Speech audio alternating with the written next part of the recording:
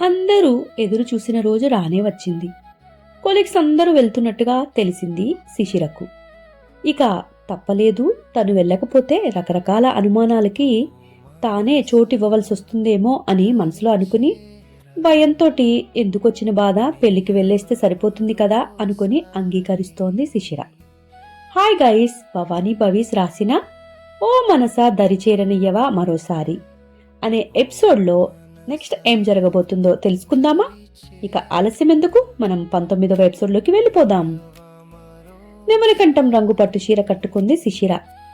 గ్రీష్మకేమో pink మరియు ఇంకా green colour కాంబినేషన్లో పట్టు పరికిణి వేసింది. ఇద్దరూ చక్కగా రెడీ అయిపోయి పల్లవి కోసం ఎదురు చూస్తూ బయట వరండాలో కూర్చున్నారు. కాసేపటికి అప్పుడే లైట్ గ్రీన్ కలర్ వర్క్ శారీలో మెరిసిపోతూ పల్లవి వచ్చింది. వస్తూనే అల్లంత దూరం నుండి శిశిరని చూసేసి మూతి ముడుచుకుంటూ, నీకంటే అందంగా ఉండాలి అని ఎంతో కష్టపడి పొద్దున్నుండి తయారై వచ్చాను, నువ్వేమో ఇలా రెడీ అయిపోయావు. ఇక ఏం చేస్తా, నీ పక్కన నుంచుంటే నన్ను ఒక్కరైనా చూస్తారా? నా అందమంతా అడవి కాచిన వెన్నెలేనా అని బాధపడుతున్నట్లు యాక్ట్ చేస్తూ ఇంతింత కళ్ళేసుకుని పల్లవి శిశిరను అనింది.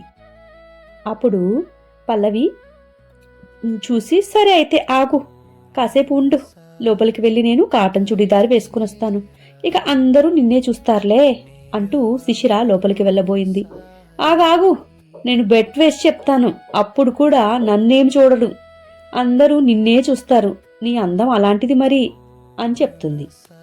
సరే అయితే పోనీ నేను మానేస్తాను, నువ్వేదో ఒకటి చెప్పి మేనేజ్ చెయ్యి, నువ్వు ఒక్కదానివే వెళ్ళొచ్చు కదా అని పల్లవితోటి శిశిర అన్నది. అంత లేదు, నన్నెవరు చూడకపోయినా పర్వాలేదు, పోనీ జెండర్ మార్చుకొని వచ్చి నీకు తాళి కట్టేస్తా, అసలు నేను అబ్బాయిగా పుట్టలేదు అని నిన్ను చూసిన దగ్గర నుండి రోజు ఫీల్ అవుతున్నాను, అబ్బాయినై ఉంటే నిన్ను ఈ పాటికి పెళ్లి చేసుకుని గ్రీష్మకి చెల్లి లేదా తమ్ముడిని చేసేదాన్ని అని చెప్పింది పల్లవి శిశిర బుగ్గ మీద తడుతూ.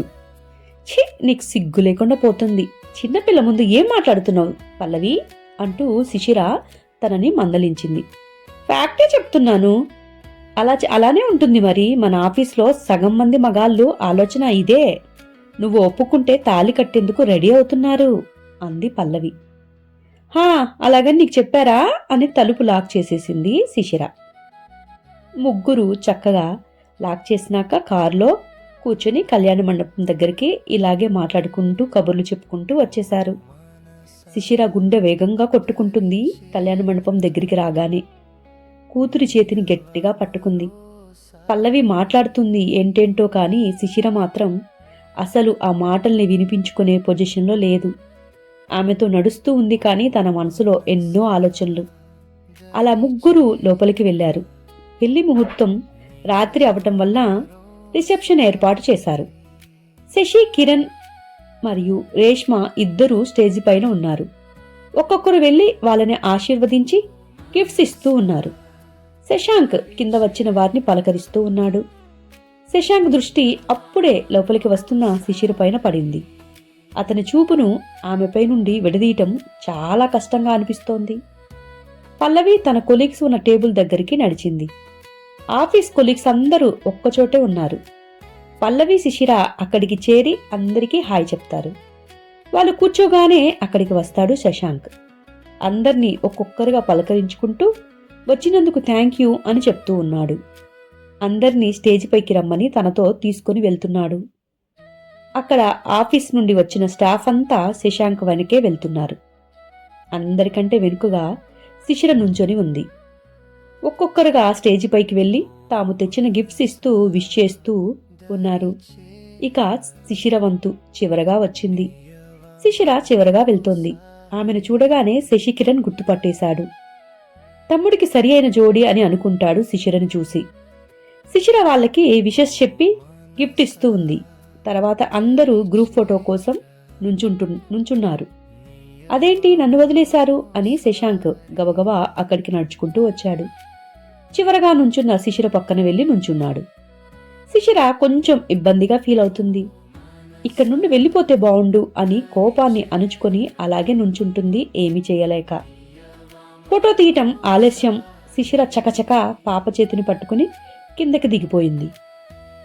శిశిర వెళ్తున్నా శిశిర వైపే చూస్తూ ఉండిపోతాడు శశాంక్. అందరూ వెళ్ళి కూర్చుంటారు. గ్రీష్మకేమో ఆకలి మండిపోతూ ఉంది.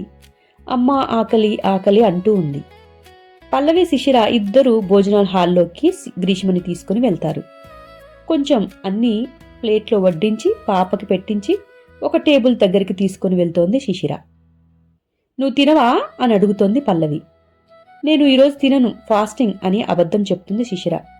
ఆమెకి అక్కడ అస్సలు తినటం ఇష్టమే లేదు. పల్లవి నిజమే అనుకుని తను తెచ్చుకుని ప్లేట్లో పెట్టుకున్నవంతా మాట్లాడుకుంటూ తింటూ ఉంది. పల్లవి గ్రీష్మ ఇద్దరూ తినేశాక పల్లవి వెళ్ళిపోదామా, నాకు తలనొప్పిగా ఉంది అని అంటోంది శిశిర. సరే మన కొలీగ్స్కి చెప్పి వెళ్ళిపోదాం అని అంది పల్లవి. ఇద్దరు ఫంక్షన్ హాల్లోకి వచ్చి కొలీగ్స్కి చెప్పేసి బయటికి వెళ్లేందుకు డోర్ దగ్గరికి వస్తారు. ఎవరో రిలేటివ్స్ ని పంపిస్తున్న సత్యవేణి గారు శిశిరను చూసి ఎక్కడో చూశానే అనుకుంటూ ఉంది. పక్కనే ఉన్న పల్లవిని చూసి గుర్తుపట్టేసింది. వాళ్ళిద్దరిని పలకరించి శిశిరను నువ్వే కదా మా కోడలికి లెహంగా డిజైన్ చేసింది అని అడుగుతోంది. అవునండి అని అంటోంది శిశిర. శిశిర చేతిలోని గ్రీష్మను చూసి చాలా ముద్దుగా ఉంది పాప, మీ అక్క కూతురా అని అడుగుతారు తను. కాదండి నా కూతురే అని చెప్పింది. అవునా అని కొంచెం నిరాశగా అన్నారు ఆవిడ. వెళ్ళొస్తామండి అని ఇద్దరూ బయటికి నడుస్తున్నారు. వెళ్తున్న శిశిరనే చూస్తూ ఉండిపోతుంది సత్యవేణి. చీరలో కుందరపు బొమ్మలా ఉంది. తనకి పెళ్లి కాకుండా ఉండుంటే నా చిన్న కొడుకుకి చక్కని సరిజోడి అనుకున్నానే. కాని పెళ్ళయ్యి కూతురు కూడా ఉందా తనకి? అయినా దేనికైనా రాసిపెట్టి ఉండాలి అని బంధువులను పలకరించడానికి అక్కడి నుండి వెళ్ళిపోయింది. శిశిరను ఇంటి దగ్గర వదిలి వెళ్ళిపోతుంది పల్లవి. శిశిర పాపకి డ్రెస్ మార్చి తను కూడా మార్చుకుని పాపని నిద్రపుచ్చుతూ ఉంది. పాప నిద్రపోయింది కానీ ఆమెకు మాత్రం కంటిపై కునుకు రావటమే లేదు. శశాంక్ తనని ఒళ్ళంతా కళ్ళు చేసుకుని చూడటం తన కంటి చూపు దాటిపోలేదు. తన దగ్గరికి వచ్చి కావాలని నుంచొని ఫోటో దిగుతుంటే అతని నుంచి వచ్చిన పెర్ఫ్యూమ్ స్మెల్ ఆమెను ఇప్పటికీ వదలటం లేదు. కాలేజీ టైంలో కూడా అదే పెర్ఫ్యూమ్ వాడేవాడు శశాంక్. తనకి ఎంతో ఇష్టం అది. అన్నీ బాగుండి ఉంటే తను ఆ ఇంటికి కోడలై ఉండేది. తన కూతురిప్పుడు యువరాణిలా అందరి మధ్య పెరుగుతూ ఉండేది.